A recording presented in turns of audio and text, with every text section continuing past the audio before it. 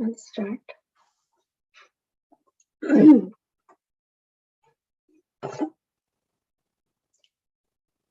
Om Ajnanatimirandasya Jnananjanashalakaya Chakshurunmilitam Yena Tasmai Shri Gurave Namaha Shri Chaitanya Manobhishtam Stapitam Yena Bhutale Swayam Rupa Kadamahyam Dadati Swapadantikam Vandeham Shri Guru Shri Yuta Kamalam Shri Gurun Vaishnavamscha Shri Rupam Sagarjatam Sahagana Raghunatanvitam Tam Sajivam Sadvaitam Savadutam Parijana Sahitam Krishna Chaitanya Devam Shri Radha Krishna Padan Sahagana Lalita Shri Vishakhanvitamscha Hey Krishna Karuna Sindho Dinabandho Jagatpate Gopesha Gopika Kanta Radha Kanta Namostute Tapta Kanchana Gaurangi Radhe Vrindavaneshwari Vrishabhanuste Devi Pranamami Haripriye Vancha Kalpatarubhyascha Kripa Sindhubhya Evacha Patitanam Pavanebhyo Vaishnavebhyo Namo Namaha Namam Vishnupadaya Krishna Prasthaya Bhutale Srimate Bhaktivedanta Swami Niti Namini Namaste Saraswate Deve Gauravani Pracharine Nirvisesha Shunyavadi Paschatya Desatarine Jai Sri Krishna Chaitanya Prabhu Nityananda Shri Advaita Gadadhar Srivasadi Gaura Bhakta Vrinda Hare Krishna Krishna Krishna Hare Hare Hare Rama Rama Rama Hare Hare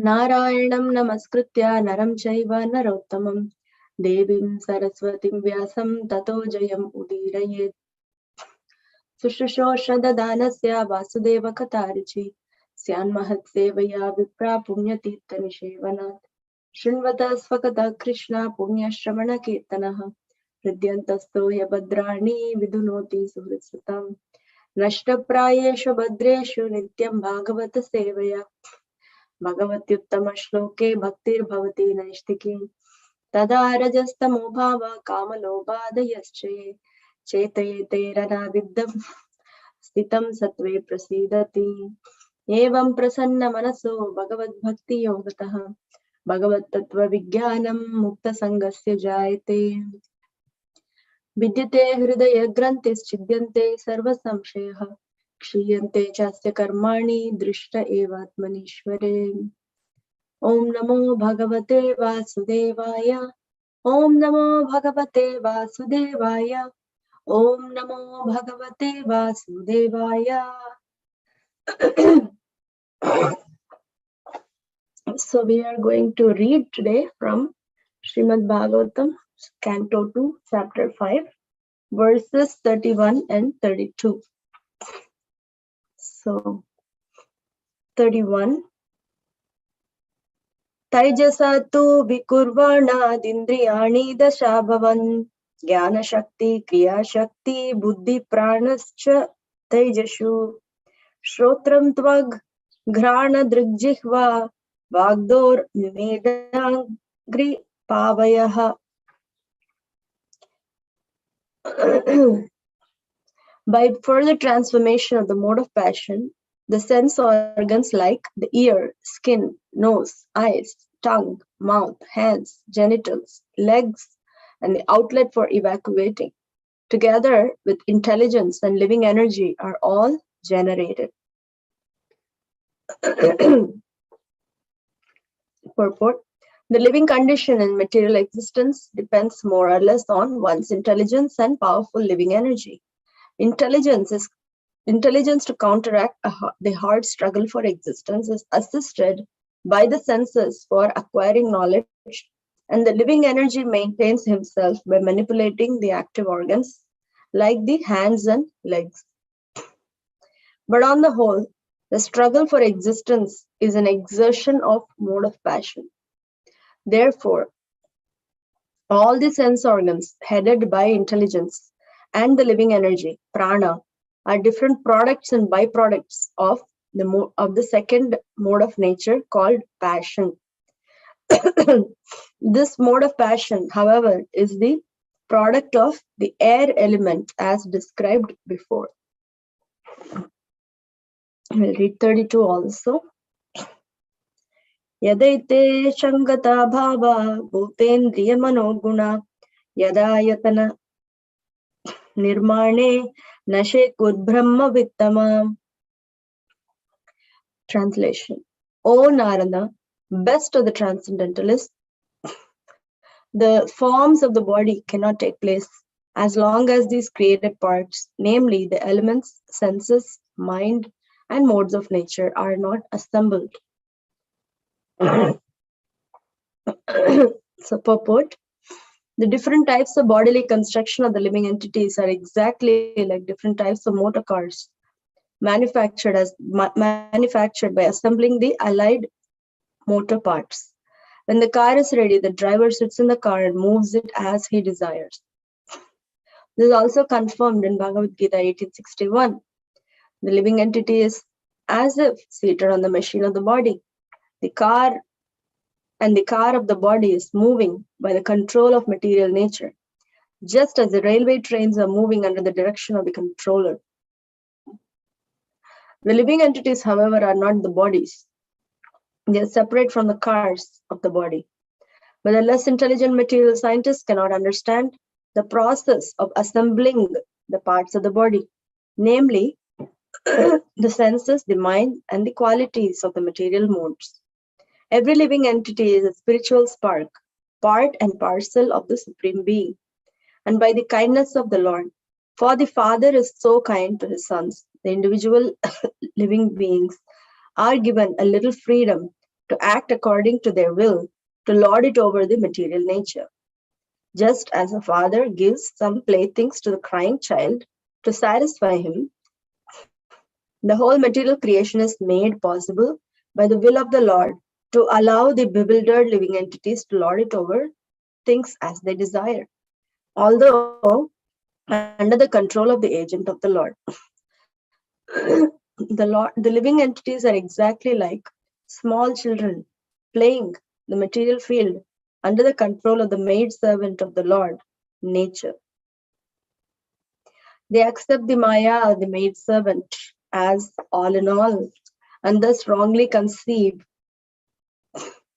the supreme truth to be feminine, goddess, Durga, etc. The foolish childlike materialists cannot reach beyond the conception of the maidservant, material nature. But the intelligent grown-up sons of the Lord know well that all the acts of the material nature are controlled by the Lord, just as the maidservant is under the control of the master, the father of undeveloped children. The parts of the body, such as the senses, are the creation of the Mahatattva. And when they are assembled by the will of the Lord, the material body comes into existence and the living entity is allowed to use it for further activities. This is explained as follows. So we just read the verses 31 and 32. I'll read the translation one more time.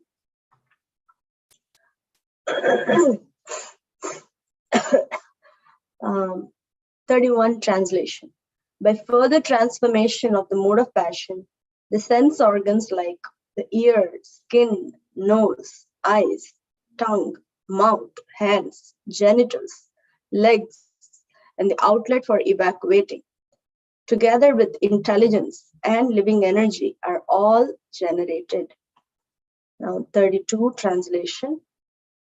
O Narada, best of the transcendentalists, the forms of the body cannot take place as long as these created parts, namely elements, senses, mind, modes of nature, are not assembled. So, to just bring the context of what we're discussing, even though we've been discussing this chapter for a while, we know in 4th chapter of this canto, 2nd canto, Parikshit Maharaj asks about creation. And then the rest of the chapter forms Shukadeva Goswami's prayers before he answers. So when he begins to answer, he just says that he is going to narrate the conversation between Narada and Brahma. So because that forms the answers to Parikshit Maharaj's question. So now in this 5th chapter, Narada Muni asks 6 questions, and we all know these questions, but just for the sake of putting context. So the questions are, he asks, Yad Rupam, what are the characteristics of this nature or the universe that we see, cosmic manifestation? And then he asks, Yad Adhishtanam, what is its shelter? And then he asks, Yad Srishtam, how is it created? How is this whole thing created? And then he asks, Yad Samstam, how is it maintained or conserved or preserved? What happens actually after creation? How is it maintained? Then he asks Yad Param. Param means supreme, right? So what does it depend on? And then he asks Yad Cha. What are the ingredients of this universe? So he has all these wonderful questions, and he also expresses his conception about creation. I mean, he is a pure devotee. He has already learned everything from the Mahabharata. But here he is put in the situation where he will ask these questions, and Lord Brahma answers. So after all asking all these questions, he says, I thought you are the supreme person, Lord Brahma. I thought you know everything. You are independent. You are self-sufficient. But I see you that you are actually, meditating or you're praying. So then I just want to know, do you have anybody else that is powerful than you? So he asks these questions. And Lord Brahma chooses to answer the last thing that he asks, is there anybody above you? He chooses to first remove the misconception about this whole, who is the supreme. And then he says that I'm also subordinate to that Supreme Lord. There is, a Supreme Lord, he is beyond me. I only do the secondary or recreation of whatever he has already done, created. So after answering to this, then he answers the rest of the question. In the last few classes, we heard how he answers to the questions of Yad Param, who is the shelter, and what is the foundation or basis, and then he also answers what are the characteristics of the universe and everything. Now we are in the in the portion of this canto where Lord Brahma answers the 3rd question. How is it created? Yes, Srishtam. So that's where we are at. And this started from text 21. Now we are in 31 and 32. So, like in a nice flowing way, like Lord Brahma is going to answer and then move on to the next part of creation actually. So now, right now, it is still primary creation going on. So now, as we all know, Karanadakashaya Vishnu lays in the Karana ocean, and then there's universes in the seed form, in the Pradhan form come out of his body, and then this Pradhan is there.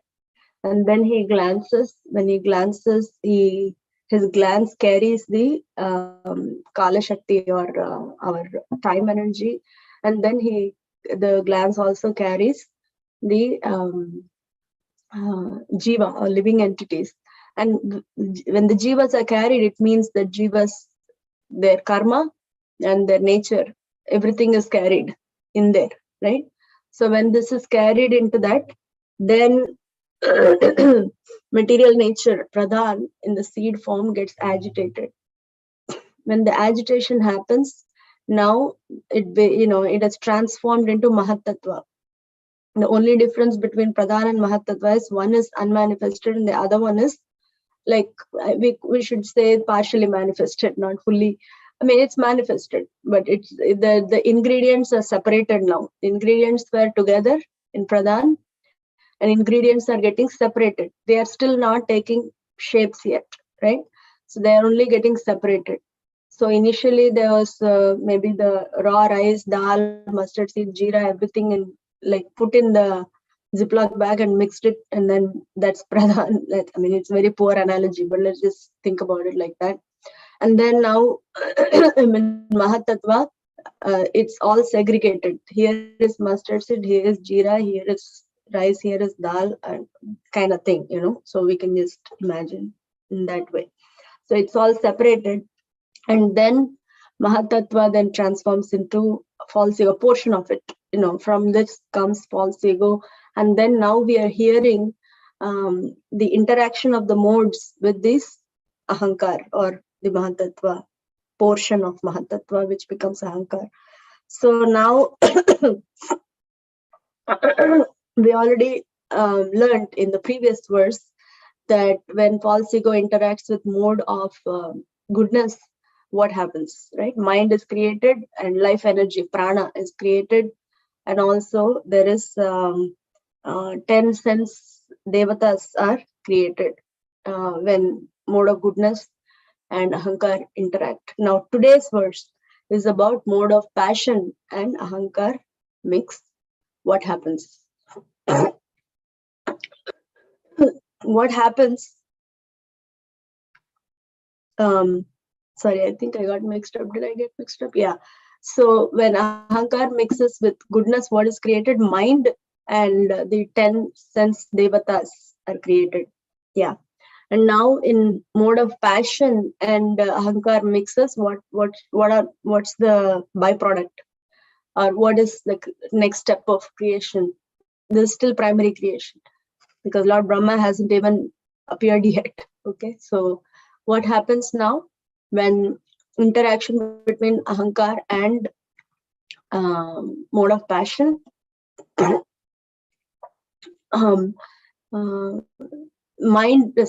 Intelligence is created. Mode of passion actually gives intelligence is created, and then prana or vital energy is created, and then what else is created is 10 senses are created when the interaction between mode of passion and ahankar. This is what happens. So now we have all these ingredients, and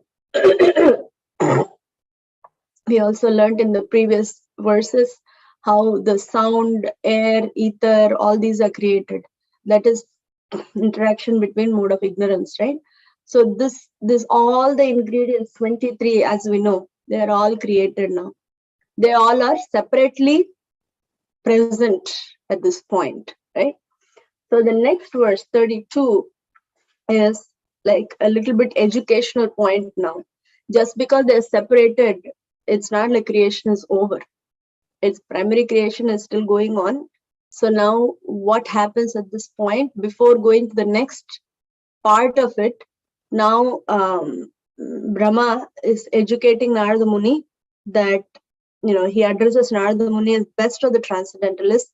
And then he says, the forms of the body cannot take place as long as these created parts, namely the elements, the 23 material elements, senses, mind, modes of nature, are not assembled. Now assembly portion is still remaining. And this is the end of today's verse. But we'll just see, Prabhupada is speaking about how to see this whole thing. In the purport of 32, Prabhupada is speaking about not intellectually just seeing, how does it relate to, what inspiration should we be carrying when we read these verses of creation. So what is Prabhupada saying in the purport? He's saying the different types of bodily construction of the living entities are exactly like different types of motor cars. So he is now giving us the perspective, like, now do you see how this creation is taking place? And until now, we haven't even entered into this. I mean, our bodies are not assembled, and we haven't entered into this body yet. So it is like the assembly that's happening, right? So when this assembly is happening now, we can see at a not at an intellectual level alone, but at a heart level, there is this. Prabhupada is bringing this inspiration that we need to carry. That this creation part, this material creation part, that includes my body. So I'm not this body. I am actually the spirit soul. That's what Prabhupada is bringing in this purport. Interestingly, he is not explaining the technical aspect at this point. He is bringing the perspective at this point. He's bringing a perspective of how we need to see and process this whole thing, right? And then he says, the living entities, however, are not the bodies. They're separate from the body. Then what does he say? He says, but the less intelligent material scientists cannot understand the process of assembling. So because when we don't see the origin of both, origin of the spirit and origin of matter, and how they are unfolding, when we see this thing step by step, it brings some deeper awareness about who we are and what is this body and what is the other things that we are interacting in this universe. What are they? So it brings a certain level of separation or detachment or discrimination between the spirit and matter. And then Prabhupada talks in this purport to text 32 that, the foolish, childlike materialists cannot understand this. They still think body and soul are one. It's like then there's no difference. That's why there are different philosophies. There's just one life. You are dying and you are gone. There's nirvana. There's nothing, right? So all these kind of philosophies come from not understanding the step-by-step process of creation, the deeper aspects of what's what, right? So then Prabhupada then concludes towards the end saying that, but the intelligent grown-up children of Lord know well that all the acts of material nature are controlled by the Lord, just as a maidservant is under the control of the master. So now Prabhupada is making us all intelligent and grown up, basically. He's helping us, assisting us by these topics of Bhagavatam. Why is Bhagavatam carrying these topics? These topics are intended to help us become grown up and become mature. That means at every step we are learning something about ourselves, and and then that keeps deepening and deepening, and something about the Lord that keeps deepening. And then Prabhupada says at the end, the last portion of the purport, the parts of the body such as senses are the creation of Mahatattva. And when they are assembled by the will of the Lord, it's still the will of the Lord. Bhagavat Shakti, that is the next verse. Bhagavat Shakti Choditaha. The next verse is about, how by the will of the Lord, the assembly happens. And then living entity is allowed to use it for further activities. Until then, we are not even in the picture. Lord Brahma is not in the picture yet. So it's still Karanodakashaya Vishnu's glance is doing the whole thing at this point. We only see that his glance carried the living entities and Kala Shakti, boom, done. He's done. No, actually his energies, of course, there's again, his glance is carrying that, and then the will of the Lord is doing every other separation of all these material ingredients. It's happening by the will of the Lord. We can't really say it is just automatic or something, even though it sounds like it, right? When the will of the Lord is not there, it's not going to happen. The glance is not there, nothing is going to happen. Even though after the Prabhupada, that's why Krishna says, Maya Adhyakshena Prakriti Suyate Sacharacharam, Bhagavad Gita. Maya Adhyakshena, under my supervision, Adhyaksha, my glance, basically, right? Under my glance, this material nature is giving shapes and forms to different, it is it's manifesting under my glance, under my supervision. So it is still primary creation is getting continued until now. After all this, I don't want to go into the next verses, but just to give a preview, I guess. well, the next devotee will, Govinda Manimata is speaking, I think tomorrow, so they will continue. But now everything is separated. All the material ingredients are in different pots. They're not assembled yet. So then assembly happens, and assembly in the sense, they're available for assembly. Now the next portion will be how this this Mahatattva is just laying there for 1,000 years, and then Garbhodakashaya Vishnu enters. Only then the next step begins. So we are still doing, the reading of primary creation. I'll pause there. But it's very amazing when we read these topics, some of us, like myself, are not very technically oriented. We would like to know, but then it's not like left, right, center, we get it everything. But the essence of this is when we read these topics of creation, right? No one can actually say I've realized or something, because it's beyond us. It's very humbling. It's very nice to know that it's something big is going on above me, around me. Actually, it's very nice to know that its world is not so small, or the creation is not so small.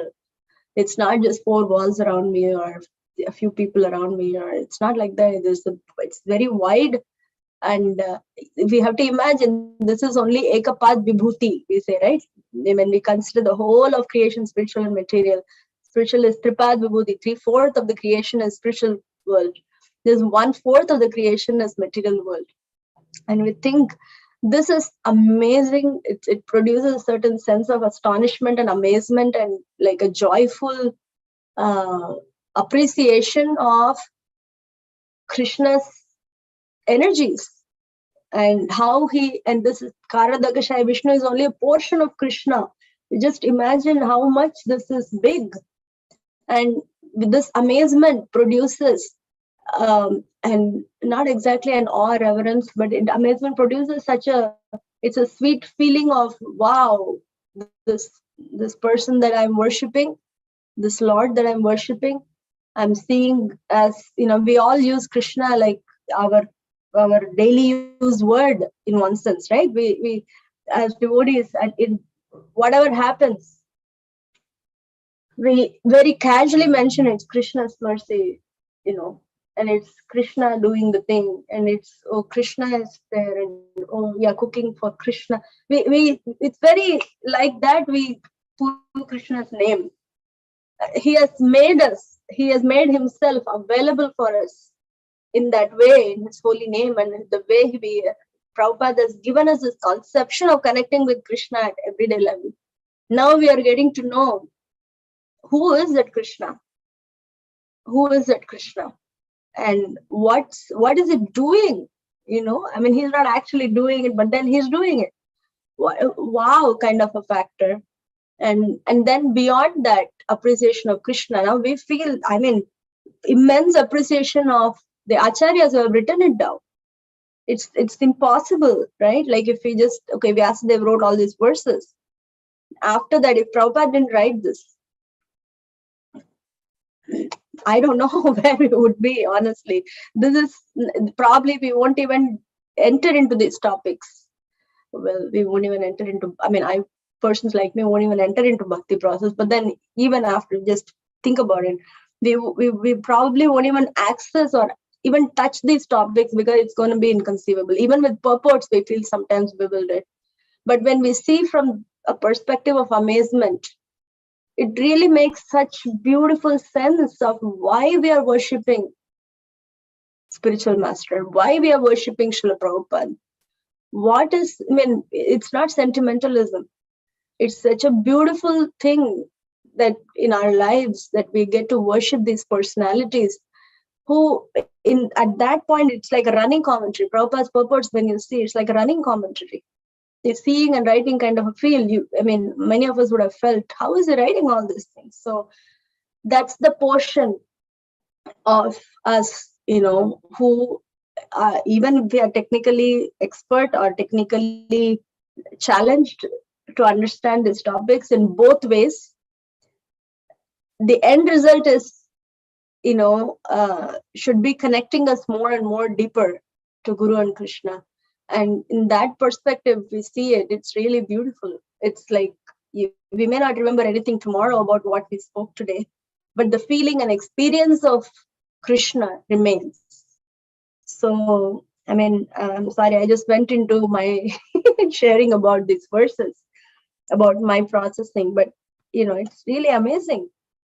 It's amazing, actually. So yeah, we're coming back to the topic again. The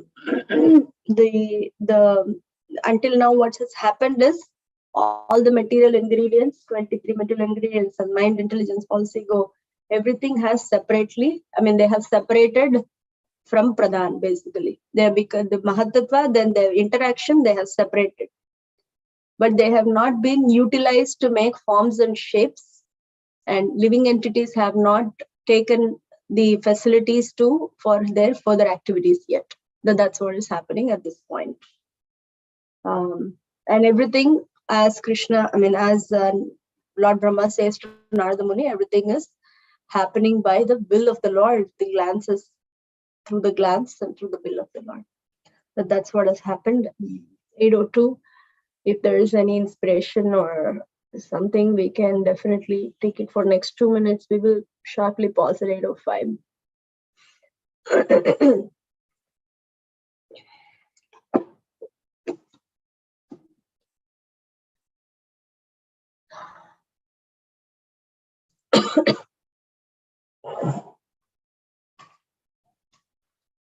Hare Krishna Mataji, please accept my humble obeisances. All glories to Guru and Gauranga. Please accept mine too, Prabhu. All glories. Mataji, thank you for the wonderful class. Hearing you after a very long time, and you so wonderfully presented everything.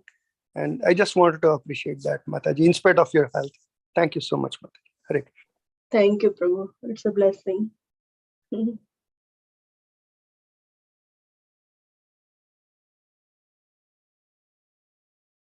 Okay. So we will carry on with the day with this amazement and with this kid-like feeling, if you go and see something big.